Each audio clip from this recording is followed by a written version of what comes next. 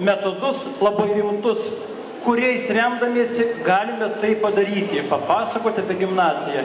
Tik man kaip filologui atrodo, kad pats geriausias metodas yra kitoks. Tarkim, Pirmiausia, būkit sveiki. Utena sveikinam.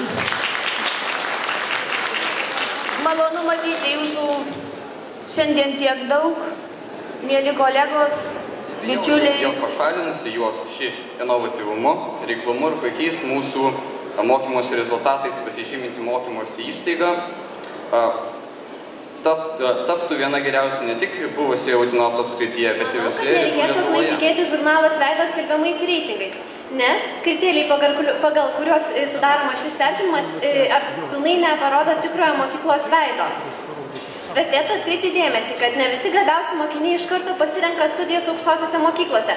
Kai kurie iš jų dar bando atrasti save. Kartu su interneto ryšio projektoriais.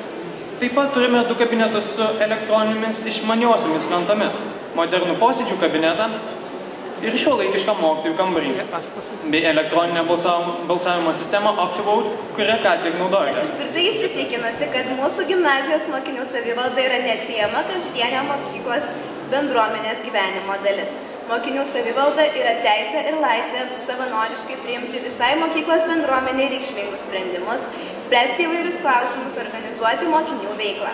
Manau, kad šiandienos